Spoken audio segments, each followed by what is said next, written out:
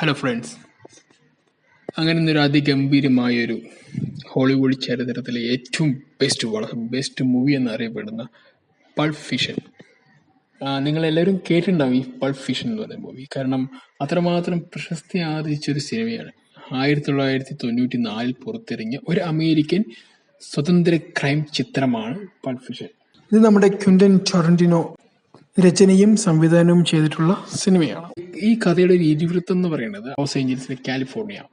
അവിടെ ഉണ്ടായിരുന്ന കുറേയധികം ക്രൈംസ്, പിന്നെ കുറേയധികം മോഷണങ്ങൾ, കുറേയധികം തെറ്റായ ആക്ടിവിറ്റീസ് ഉണ്ടല്ലോ, അതൊക്കെ തന്നെ വളരെ വ്യത്യസ്തമായ രീതിയിലേക്ക് ഒരു കഥയായി എഴുതി അതിനെ തിട്ടപ്പെടുത്തി അതിനൊരു വളരെ കുറച്ച് ആളുകളുമായി ഒരു 3-4 പേരോ അല്ലെങ്കിൽ 5 പേരോ ആയിട്ടുള്ള കഥാപാത്രങ്ങൾ വെച്ചിട്ട് ഈ പറയുന്ന എല്ലാ സ്റ്റോറീസും ഈ പറയുന്ന ആളുകൾ ഈ 3-4 ആയിട്ടുള്ള കഥാപാത്രങ്ങളെ വെച്ചിട്ട് അവരുടെ ഒരു വ്യൂ നിന്നിട്ട് ഈ സിനിമയാണ് ഈ പറയുന്ന ഒരു കഥ പറച്ചിൽ രീതിയാണ് ഈ സിനിമയിലുള്ളത്.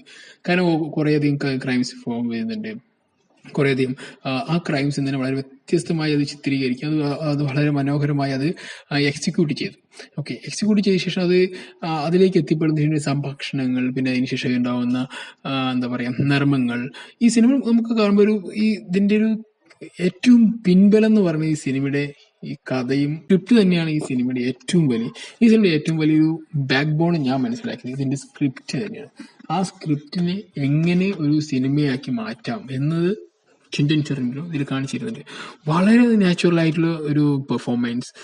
സത്യം പറഞ്ഞാൽ എനിക്ക് ഈ സിനിമ കണ്ടപ്പോൾ തോന്നിയത് എന്താ പറയുക, ഒരു ക്യാമറ നമ്മൾ എവിടെയെങ്കിലും ഇങ്ങനെ വെച്ച് കഴിഞ്ഞാൽ എന്നിട്ട് അതിനുശേഷം ഒരു 4-5 പേര് പറയാണ് നിങ്ങൾ പെർഫോം ചെയ്തോളൂ, നിങ്ങൾക്ക് എന്ത് വേണമെങ്കിലും, ആ രീതിയിലേക്ക് അത്രമാത്രം മനോഹരമായിട്ടാണ് ഈ സിനിമ എന്താ പറയുക എടുത്തു വെച്ചിരിക്കുന്നത്. ഇതിലാകെ 4 പേര് 5 പേര് ഞാൻ പറഞ്ഞതിൽ ജോൺ ട്രാവോൾട്ടോ, നിങ്ങൾക്കറിയാം ഇതിലെ ഏറ്റവും അടിപൊളി ക്യാരക്ടർ അഭിനയിച്ച വ്യക്തിയാണ് ജോൺ ട്രാവോൾട്ടോ. എനിക്ക് അത്രമാത്രം അദ്ദേഹത്തിന്റെ ഡയലോഗ് ഡെലിവറി നാച്ചുറലായിട്ട് ആക്ട് ചെയ്ത് സൂപ്പർ. പിന്നെ സാമുവൽ എൽ ജാക്സൺ, ഒരു രക്ഷയില്ല. ഇവർ രണ്ടുപേരുടെ കോംബോ ആണ് അടിപൊളി. ജോൺ ട്രാവോൾട്ടയും സാമുവൽ എൽ ജാക്സന്റെയും ഒരു രക്ഷയില്ല കോംബോ. കാരണം കാരണം ഈ തിക്ക് ചങ്കാണ് രണ്ടും, പക്ഷെ നല്ല അടിപൊളി സിനിമ. പിന്നെ ബ്രൂസ് വില്യംസ് നിങ്ങൾക്ക് അറിയാം, ഡൈ ഹാർട്ട് എന്നൊക്കെ സിനിമയിലൊക്കെ നായകനായിട്ട് അഭിനയിച്ച ആളാണ്. ഇതിലൊരു വേർഷൻ അദ്ദേഹം ഒരു കഥയിൽ ഒരു ഭാഗം അദ്ദേഹം ചെയ്യുന്നുണ്ട്. അത് വളരെ മനോഹരമായിട്ട് അദ്ദേഹം ചെയ്തത്. അവിടെ നടന്നിട്ട് ഏറ്റവും ബെസ്റ്റ് ക്രൈംസിലെ അത് അവർ വ്യക്തമായിട്ട് കാണിക്കുക ഈ സിനിമയിൽ. ഈ ബ്രൂസ് വില്യംസിന്റെ ഒരു പ്രസൻസ് വളരെ അടിപൊളിയായിരുന്നു. പിന്നെ ടീം റോത്ത്, വിങ് ബ്രോംസ്, പിന്നെ ഉമാ തുർമൻ. നിങ്ങൾക്കറിയാം ഉമാ തുർമനെ നമ്മൾ ഓൾറെഡി കിൽ ബില്ലിൽ നായികയാണ്. ഇവര് എന്താ പറയുക ഒരു രക്ഷയില്ലാത്ത ഒരു അഭിനയം ഈ സിനിമയില്. ഇതിലൊരു ഡ്രഗ് അഡിസ്റ്റ് ആയിട്ടാണ്, പക്ഷെ അടിപൊളിയായിട്ടാണ് ഇതിന്റെ ഒരു ഡയലോഗ് ഡെലിവറി കണ്ടു കഴിഞ്ഞാൽ ഭയങ്കര നാച്ചുറൽ ആയിട്ട്. കാരണം നമ്മളിപ്പോ കിൽ ബില്ലിൽ കണ്ടിരിക്കുന്ന ഹൈ വോൾട്ടേജ് ആയിട്ടുള്ള ഒരു പെർഫോമൻസ് ആണ് ഇല്ലേ, എന്ന് വെച്ചാൽ വളരെ അലറിക്കൊണ്ടുള്ള പെർഫോമൻസ് ആയിരുന്നു. പക്ഷെ ഇതിലെന്ന് പറഞ്ഞാൽ വളരെ സെറ്റിലായിട്ട് വളരെ മൈന്യൂട്ട് ലെവലിലൊക്കെ പെർഫോമൻസ് കാണിക്കുമ്പോൾ എന്നാ ഒരു ബ്യൂട്ടി. അദ്ദേഹത്തിന്റെ ഒരു ആവിഷ്കാരം ചെയ്യുന്ന ഒരു രീതി ഉണ്ടല്ലോ, അത് നമുക്ക് ഒരിക്കലും വേറെ എവിടെ നിന്നും പഠിക്കാൻ പറ്റുന്ന സംഭവം. പിന്നെ ഞാൻ അതിൽ മനസ്സിലാക്കിയത്, നമ്മളിപ്പോൾ ഇന്ന് കാലങ്ങളിലെല്ലാം എല്ലാവരും ഇപ്പോൾ സിനിമയിലും ഒരു ഡയറക്ടർ പ്രസൻസ്, ഡയറക്ടർ ഇപ്പോൾ ഒരു മൂവി എടുത്തിട്ടുണ്ടെങ്കിൽ അദ്ദേഹം ഏതെങ്കിലും ഒരു സീനിൽ അദ്ദേഹം വരും. അതൊന്നും എനിക്ക് തോന്നുന്നു ഈ ക്വിന്റൻ ടൊറന്റിനെ കണ്ടിട്ടാണ് തോന്നുന്നത് ഈ സിനിമയിൽ അവരിങ്ങനെ ഈ നമ്മുടെ ഇപ്പോഴത്തെ കാലത്തെ സിനിമയിലെല്ലാം അങ്ങനെ കാണിച്ചിരിക്കുന്നത്. കാരണം ഇദ്ദേഹത്തിന്റെ സിനിമ എല്ലാ സിനിമയിലും ഞാൻ കണ്ട സിനിമയിൽ എല്ലാത്തിലും ഇദ്ദേഹത്തിന്റെ പ്രസൻസ് ഉണ്ടായിരിക്കുന്നത് ഈ നമ്മുടെ ഈ ക്വിന്റൻ ടൊറന്റിനെ തന്നെ ചെയ്തിരിക്കും.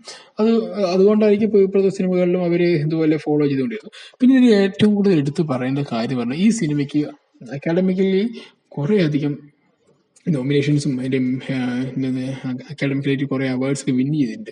അതിലെടുത്ത് പറയേണ്ട ഏറ്റവും നല്ല കഥ, ഏറ്റവും നാച്ചുറൽ സ്റ്റോറി എന്നാണ് അതിന് പറയുന്നത്. നാച്ചുറൽ സ്റ്റോറി, ഏറ്റവും ബെസ്റ്റ് മൂവി, പിന്നെ ലീഡിങ് റോൾ മെയിൽ ഫീമെയിൽ, അങ്ങനെ സപ്പോർട്ടിംഗ് റോൾ, അങ്ങനെ കുറേ അദ്ദേഹത്തിൽ ഇവർക്ക് അവാർഡ് മറ്റും കിട്ടിയിട്ടുണ്ട്. അതുകൊണ്ട് ഈ സിനിമയുടെ ഏറ്റവും നിങ്ങൾ കണ്ടു നോക്കിയാൽ ചിലപ്പോൾ ഇതിന്റെ പിന്നെ എഡിറ്റിംഗ് പാർട്ട് അതൊരു രക്ഷയില്ലാത്ത പാർട്ടാണെങ്കിലും എഡിറ്റിംഗ് പാർട്ട് നിങ്ങൾ ശരിക്കും ഈ പടം തുടങ്ങി ഒരു സീൻസ് കാണിക്കും. ആ സീന് കഴിഞ്ഞ് കഴിഞ്ഞാൽ പിന്നെ ആ സീന് കാണിക്കുന്നത് ഏറ്റവും അവസാനത്തിന്റെ കൺക്ലൂഷൻ ഭാഗത്താണ്. ശരിക്കും പറഞ്ഞാൽ ആ സീൻ അവിടെ നിന്ന് ഈ സർക്കിൾ ചെയ്ത് വന്നിരിക്കുക. അതിലേക്ക് എത്തിപ്പെടാൻ വേണ്ടി പിന്നെ കുറേ സീൻസിൽ കണക്ട് കുറേ സ്റ്റോറീസ്, കുറേ സംഭാഷണങ്ങൾ, ഭയങ്കര നർമ്മപരമായിട്ടുള്ള സംഭാഷണങ്ങൾ. എന്താ പറയുക, ഒരു വെസ്റ്റേൺ മൂവീസ് കാണുമ്പോൾ മാക്സിമം ഉപയോഗിക്കുന്ന വേർഡ്സ് നിങ്ങൾക്ക് അറിയായിരിക്കും, ഞാനത് പറയാൻ ഉദ്ദേശിക്കുന്നില്ല. അത് ഭയങ്കരമായിട്ട് നമുക്കത് ഒരിക്കലും അരോചകം തോന്നില്ല. കാരണം അവൻ്റെ ആ ഒരു സംഭാഷണ രീതിയും അങ്ങനെ വെച്ചിട്ട് വളരെ രസമാണ്. കാരണം എനിക്ക് അതിൻ്റെ സാധാരണ ഈ സംഭാഷണം കൂടുതലായിട്ട് ആക്ഷൻസ് കമ്മിയാകുമ്പോൾ നമുക്ക് കുറച്ച് ബോറൊക്കെ ഉണ്ടാവും. പക്ഷെ ഇതിലങ്ങനെയല്ല. ഇതിൽ രണ്ടും കൂടി കംപ്ലീറ്റ്ലി അവരിത് ബാലൻസ് ചെയ്യാൻ ഈ സിനിമയിലേക്ക് ഇതിന് കഴിഞ്ഞിട്ടുണ്ടെന്നാണ് ഞാൻ മനസ്സിലാക്കുന്നത്. എന്നിരുന്നാലും ഈ സിനിമ നിങ്ങൾ കാണാൻ താല്പര്യപ്പെടുന്നുണ്ടെങ്കിൽ എത്രയും വേഗം കാണുക. കാരണം പൾപ്പ് ഫിക്ഷൻ എന്ന് പറയുന്നത് ഒരു അടിപൊളി ഓസം മൂവി എന്ന് പറയില്ലേ, ഒരു കിടില മൂവി, അത് നിങ്ങൾക്ക് ഇങ്ങനെ ഈ ക്ലാസ് പോലുള്ള ഒരു സിനിമയെല്ലാം കാണാൻ താല്പര്യമുണ്ടെങ്കിൽ ഇതിൽ ക്ലാസ്സും മാസമൊക്കെ ഉണ്ട്, പക്ഷെ രണ്ടും കൂടി കലർന്നിട്ടാണ്. കാരണം ക്വിന്റൻ ടാരന്റിനോ എന്ന് പറയുന്നത് ഒരിക്കലും ഒരേ ജോണറിൽ അദ്ദേഹം ഒരു സിനിമ എടുക്കാറില്ല. അതിന്റെ ആവശ്യം അദ്ദേഹത്തിന് ഇല്ലെന്നാണ് അദ്ദേഹം ആ സിനിമ കാണുമ്പോൾ എനിക്ക് തോന്നിയത്. അദ്ദേഹത്തിന്റെ എല്ലാം വളരെ മികച്ച ഓരോ വേർഷൻ എടുക്കുമ്പോൾ അതിൽ ഏറ്റവും ബെസ്റ്റ് എന്നാണ് അദ്ദേഹത്തിന്റെ സിനിമ ഞാൻ കണ്ട് മനസ്സിലാക്കിയത്. കാരണം അത് ഒരു ഇപ്പൊ എനിക്കത് കണ്ട അമൽ നീരദിനെയൊക്കെ കണ്ടു നോക്കുമ്പോൾ അദ്ദേഹം ഒരു ജോണറിൽ എടുക്കുന്നതാണെങ്കിൽ അതിൽ ഏറ്റവും ബെസ്റ്റ് എടുക്കില്ല. അത് ഇതുപോലും അല്ല ഇൻസ്പിറേഷൻ ആയിരിക്കും തോന്നുന്നു. കാരണം അങ്ങനെയൊക്കെ ആയിരിക്കും. കാരണം ക്വിന്റൻ ടാരന്റിനോക്ക് 1994 കാണുന്ന സാധനമൊക്കെ നമ്മളിപ്പോൾ 2024 കാണുന്നത് പല സിനിമയിലും കണ്ടുപിടിക്കുന്നത്. അപ്പൊ നിങ്ങൾ എല്ലാവരും ഈ സിനിമ കാണാൻ ശ്രമിക്കുക. നിങ്ങൾ കണ്ട ശേഷം എന്തെങ്കിലും അഭിപ്രായങ്ങളുണ്ടോ, എന്തെങ്കിലും നിങ്ങൾക്ക് ഈ സിനിമയുമായി ബന്ധപ്പെട്ട് എന്തെങ്കിലും കമന്റ്സ് ഉണ്ടെങ്കിൽ നിങ്ങൾക്കത് എൻ്റെ ഈ ചാനലിലെ കമന്റ് ബോക്സിൽ അറിയിക്കാവുന്നതാണ്. കാരണം നമുക്കൊന്ന് പിന്നെ ഏതെങ്കിലും ഏറ്റവും ക്വിന്റൻ ടാരന്റിന്റെ ഏറ്റവും ബെസ്റ്റ് മൂവി നിങ്ങൾ കണ്ടിട്ടുണ്ടെങ്കിൽ അത് നിങ്ങൾക്ക് വേണമെങ്കിൽ കമന്റ് പറയാം. ഞാൻ കാണാൻ സിനിമയാണെങ്കിൽ ഞാനിത് കണ്ടു നോക്കാം. Okay, thank you, bye, see U.